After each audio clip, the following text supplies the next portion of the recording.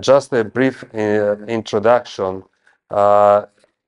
We should, first of all, understand the reasons why IOL power calculation can be wrong, for sure is wrong, after LASIK or PRK or RK or whatever. And there are three main sources of error. The first is the so-called keratometric index error. The second is the measurement radius error. And the third is the formula error or ELP prediction error. And just to give an introduction, all these errors are not present on the ray tracing. So exact ray tracing, as given by the MS39, does not suffer from any of these sources of error. But if you use any kind of formula, you will have to deal with this. So let's start from the first error, the keratometric index error. All the devices that we use, including the MS39, when you look at K1 and K2, do not measure corneal power. We are used to get 43 diopters, but 43 is a number which is calculated from the anterior radius, of course. And this is calculated using this formula where the power of the cornea, of the whole cornea, front and back surface, is equal to a number which is the keratometric index, usually this number, 1.3375, minus 1, which is the refractive index of air, divided by the anterior radius. So which is the advantage of this formula? That you just need the anterior radius of the cornea, and from this formula you can get an estimation, not a real measurement, of the power of the whole cornea. So this assumption works fine in healthy, unoperated eyes and provides you with, I repeat, a number that somehow considers the posterior corneal power. Just an estimation, but it was invented probably 150 years ago when Scheimpflug and OCT were not available. And it depends on a constant ratio between the anterior and posterior ratio, between the anterior and posterior corneal curvatures. Of course, this ratio is disrupted by LASIK, PRK, or any corneal refractive surgery, including radial keratotomy. So if you change this ratio, converting the anterior radius in millimeters to diopters using that formula is no longer valid. Now, error number two, which can happen with any corneal topographer or biometer, is the radius error. If you have a small optical zone or decentered optical zone, you can measure the radius on the red, orange zone and not through the optical zone, which is blue. So the problem is not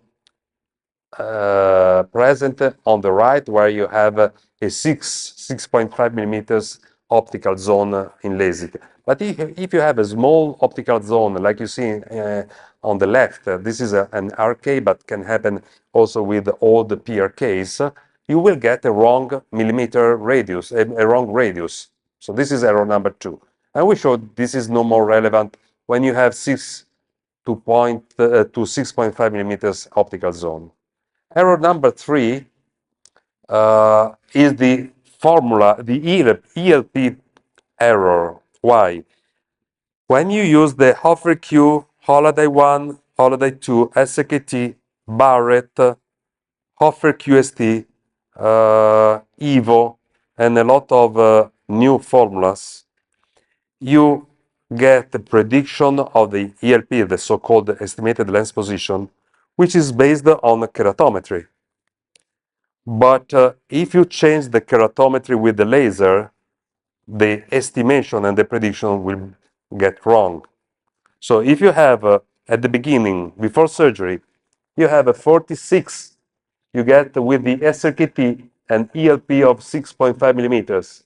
In the same eye, you correct maybe 10 diopters and go down to 37.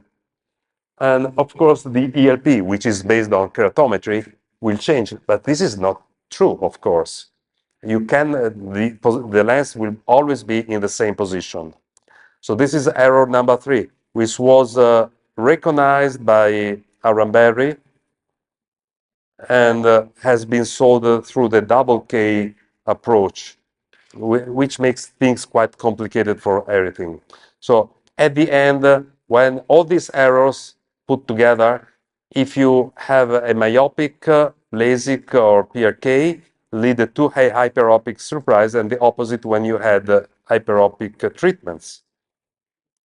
So there are a lot of solutions. You see, this is an old slide. Probably over the last 20 years, more than 40 or 50 methods have been described. And they are all a kind of adjustments. You change a little bit here, a little bit there. They are not based on real optics. They are fudging somehow everything. And which is the solution of the MS39 and previously of Sirius? Ray tracing. These are the things that you already know. So when you do ray tracing, you just take a regular scan and click on the ray tracing button. You just have to enter the axial length on the machine from any optical biometer, and now from the machine itself.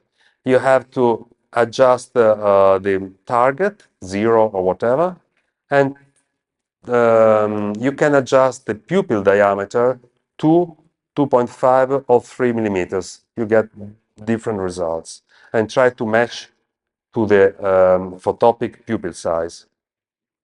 And you have to enter the A constant. And why is this important? Because manufacturers do not provide CSO, but any other machine with the physical properties of the IOLs. Alcon gave some of the old lenses. There are very few exceptions. So if you take, for example, a J&J or a Zeiss IOL, it's not on the drop-down menu. And so the only solution was to give an estimation of the lens position based on the A constant from the iolcon.org website or from the ULIB. And my suggestion is for any IOL to use the ULIB or iolcon constants here. And also for the Alcon lenses, because Alcon gave here, for example, for the SN60WF, which is a very common IOL, 118.7, which is the old constant, not the one from ULIB. Use the ULIB constant, the iolcon constants, not the ones that have been given by the few manufacturers.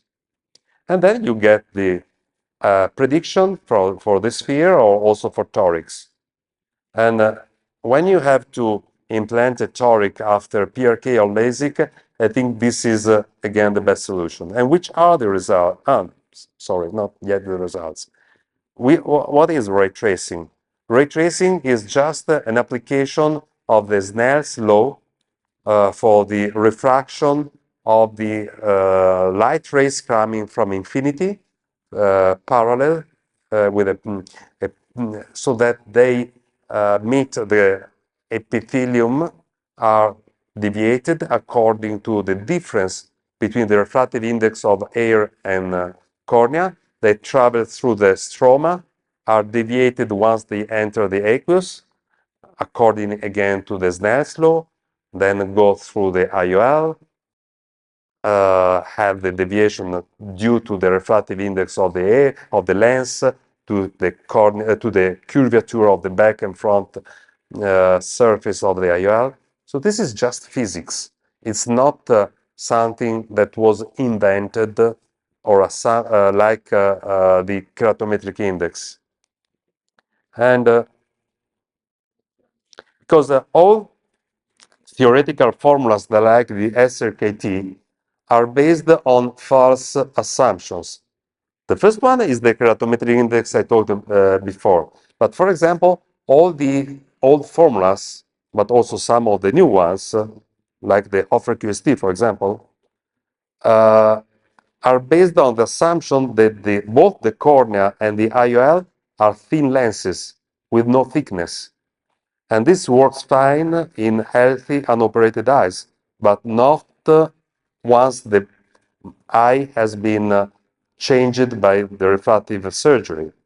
And for example, if you put any of the old formulas on Excel, you will see that the predicted position of the IOL does not correspond to the measured one. If you go to the SKT, quite often you get a distance between the cornea and the IOL around 6.5 millimeters. You know this is not true, cannot be true. While with the ray tracing, what is predicted is what you get. And this is also useful when you get refractive surprises after surgery. If you want to understand if a +2 surprise or -2 surprise is due to a wrong position of the IOL for any reason, you just have to take the MS39, measure the post-operative position of the lens, and you can make a comparison to the predicted one, and you will often see that they do not correlate very well. You cannot do this with regular formulas. And so with ray tracing, calculates the radius path based on Snell's law, based on the real refractive index of the cornea and the IOL, based on corneal curvature, but also on asphericity. So ray tracing, exact ray tracing, which consider each point inside the pupil, of course, considers the asphericity, and this is important after LASIK. And it also considers, corneal aberrations and pupil size, which is of course not considered by traditional formulas. Of course, you need a way to predict the IOL position, and this job has been done by the CSO team. They have their own algorithm to predict the position of the lens based on the anterior segment anatomy, the scleral spurs, the iris profile, and so on. So it is, in my opinion, the most, and not only in my opinion, the most logical solution, because it's not based on the false assumptions that I told you before. It's not limited to paraxial optics, but considers also the spherical aberration and any other higher order aberration. And also important, it does not need any historical data. So you have, we can deal with radial keratotomy, followed by LASIK, followed by PRK, some more cuts, whatever you want. You don't even ask the patient if he or she had hyperopic or myopic surgery. The same, or RK. It works just with the curvature of the cornea. The main limitation is that you should know the physical properties of the IOL, and nobody is given this. This is a secret they do not want to share. And so which are the results? We did a study on the Sirius with the old version of the same software, and found good solution with good numbers back in 2014, with 69% of cases that had a prediction error within half a diopter. And this was at the time of Schenfeld. Now we have OCT, and we published 2 years ago the results on 39 eyes. At that, we used the axial length measured by an optical biometer. We used, as I told you before, the ULIP constants. And we did some experiments with the axial length. Why? Because there has been a large literature in the last 10 years for axial length in myopic eyes. You can take the print out axial length from the IOL master, for example, and just enter 29 millimeters into the ray tracing software. Or you can use the so-called one-cock adjustment, which has been published back in 2011, and it's a quite aggressive adjustment. So from 29, probably you get down to 28. Or you can use two further adjustments that have been published in 2018, 2019, that were at the beginning developed for the Holiday 1 and Holiday 2 formulas. They have been published, they are available. So, or you can use like I'm doing the Holiday software. So I wanted to see if the results changed with each of these four options. Because okay, actually the axial length changes.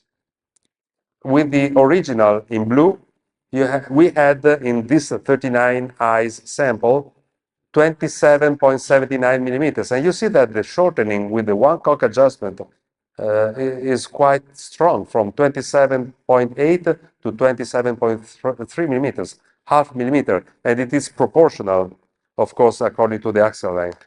While the two Holiday adjustments were in the middle. And these were the results that we published 2 years ago. Just go with the Holiday 2 adjustment, with this, you had the mean prediction, arithmetic prediction error of 0. While with the original axial length, it was a hyperopic surprise, and with the one cock, it was a myopic surprise. Then you go to this column, and you see that with the Holiday 2 adjustment, we had 76.9% of eyes, 3/4, with the prediction error within half a diopter. And this already puts the ray tracing by MS39 as the best solution in the literature. So when you go and look at the papers investigating this issue, you will never find a number, a percentage as high as this. There's just one paper on the anterior and oculix, but in my opinion is not a very good paper, so showing similar results. So this is, in my opinion, the reason why MS39 ray tracing with the ULIP constant and with axial length adjustment, in my opinion, is the gold standard. But, and for example, in the same sample of 39 eyes, look at the Barrett 2K with the predicted and measured posterior corneal power, and the percentage are awful, around 50%. Even if the Barrett 2K is considered the gold standard, in my opinion, is not the gold standard. Of course, Barrett 2K can be applied when you have an old IOL master, while here you need an expensive machine to do this. But in my opinion, it's worthwhile for these results. But this is not finished, because this is another sample, 58 eyes just collected. Look at the percentage here, 96%. That's a number that I will never publish. Well, I will never submit for publication, because nobody can believe this. I'm not you, but I cannot be sure you will be the reviewer. If we open a journal together, maybe. Yeah, thank you. So 96%, and in November, in a previous meeting, I presented the data on 30 eyes, the same sample, and it was 95%. And I said myself, okay, I have to wait for some errors to occur so that the percentage drops down, and I will finally submit the cases, the paper I want to publish. But no, it increased. And this axial length adjustment is available on the MS39. You just have to click adjust axial length and you get these numbers. So very easy. So the only thing that you have to manually do is to be sure to use the ULIP constants for your IOL model. And let's look at the MS39, the Barrett through K in this different sample. When you use the posterior corneal power measured by the IOL Master 700, you get 72%. And this is equal to all the published papers. So when you use the Barrett through K with no posterior corneal power by the Pentacam or the MS or the IOL Master, which are the ones that are available on the APAX website, you always are close to 55% of eyes within a half a diopter and always get a myopic surprise. Things improve with the posterior corneal power by the IOL Master, the same by Pentacam, but 72%, much lower than 96. And sorry, no, I want to show you this one, then I'm going to the end. These are the same 58 eyes with other solutions. So, number 2, Hygis, regular Hygis, with the total keratometry by the IOL Master 700. This is another great number, 86%. So that's why when I have a post-Lasik, post-myopic LASIK eyes, I love to have the MS39 and the IOL Master.